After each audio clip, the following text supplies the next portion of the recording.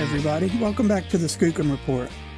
Today I'm going to be sharing more of Bobbie Short's material that was given to me by her friends and family. It's a compilation of all her work in an unfinished manuscript that they don't want to make no money off or anything like that. They just want everything she worked so hard on to be shared with all of you.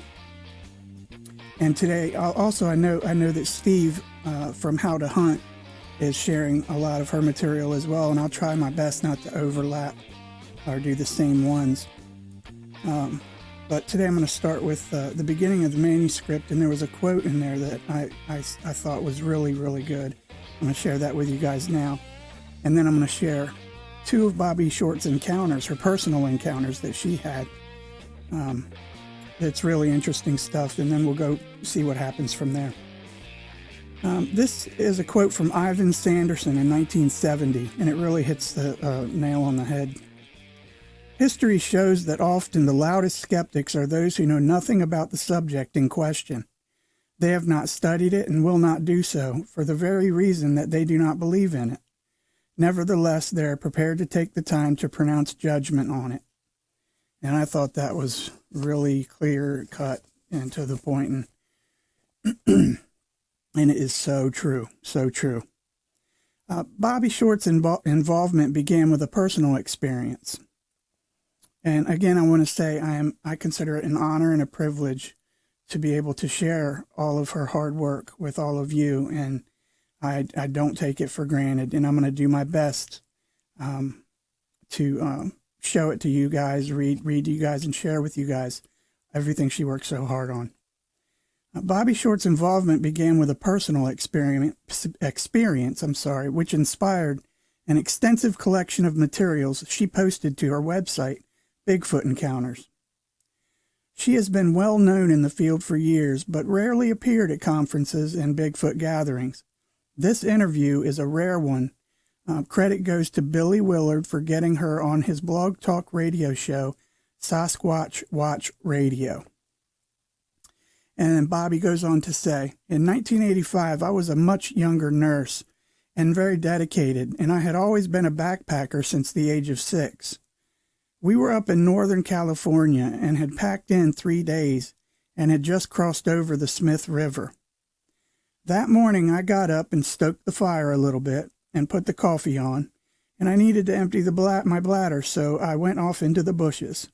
And there was this small plateau of hip-deep ferns. It was a beautiful place, just gorgeous. The sun was coming from my back, 2 columns of trees, and the air was crisp. It was just a beautiful morning, and I was enjoying the walk as much as relieving myself. I stood up out of the ferns to adjust my Levi's, and I saw movement in my right peripheral vision. And I looked, and I saw this image coming. I wasn't sure, and I finished with my britches and looked again. I had never heard the word Bigfoot, so you have to understand that I realized right quick that we were 3 days in, and we hadn't seen anybody in 2 days, really. It was deep in the bush, and to see this woman coming at me with a prolific growth of hair, buck naked, it's hard to wrap your mind around this.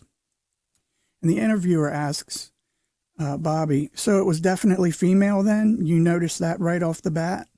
And Bobbie says, absolutely. Yes, she was female. Interviewer, did she seem aggressive, or was she just kind of interested in you and what you may have been doing? Bobbie, she wasn't the least bit interested in me. In hindsight, she was on a journey somewhere.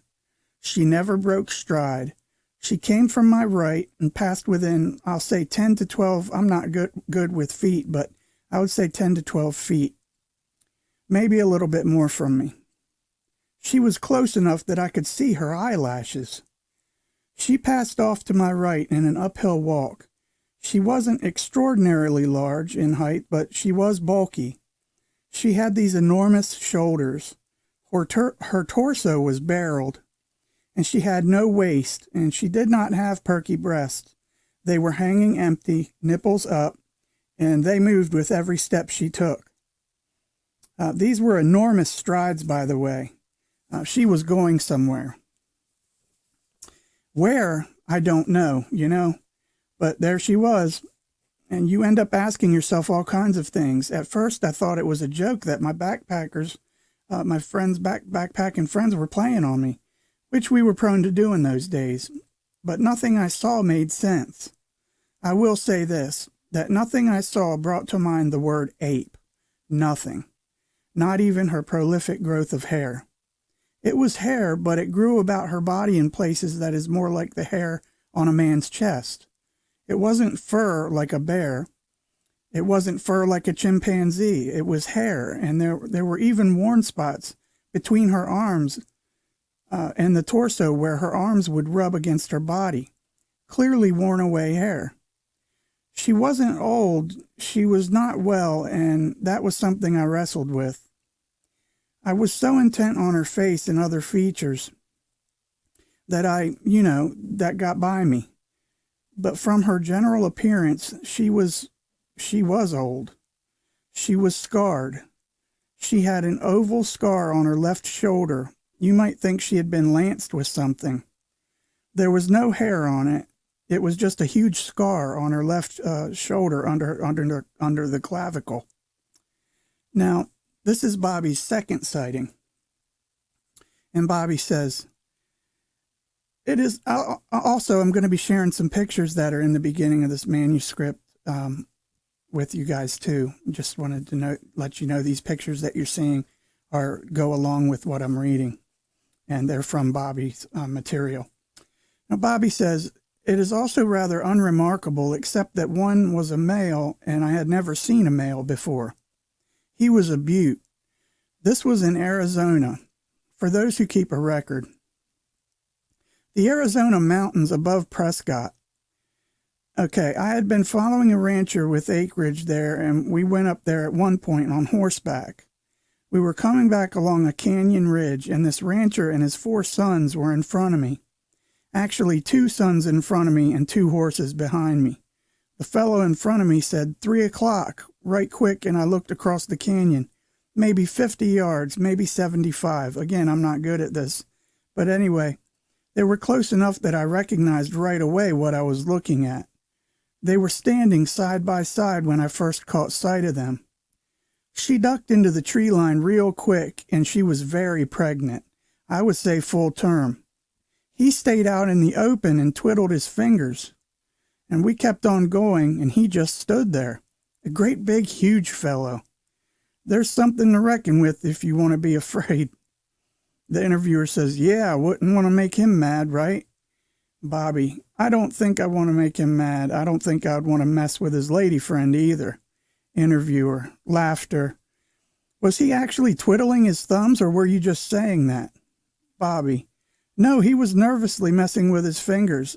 It was hard for me to see exactly what was going on with his hands. I just know that his fingers were moving, and whatever he was doing, it kind of looked like something nervously going on with his fingers, you know. Maybe the fact that we were there. I don't know. It's hard to say.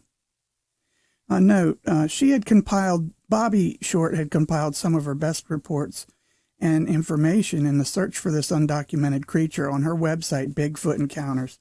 It's really awesome. I recommend you all check it out. And again, check out Steve Isdale. I hope I'm pronouncing that right. It's Isdale or Isdale, and it's called Just the Facts, How to Hunt. And he's sharing Bobbie Short's material as well. And I think we might be the only 2 that are sharing, that I've heard anyway. But this stuff really needs to get out there, and it's a lot of great material. And Bobbie worked hard, like I said, on all of this stuff. And she's not with us anymore. May she rest in peace. But her family and friends want all of this shared in her memory. And I'm really proud to do it, and I consider it an honor.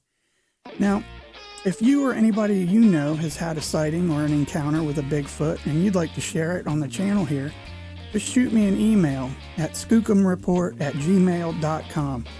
That's skookumreport@gmail.com. And I'll be sure to get it up on the channel for you. It's not a problem.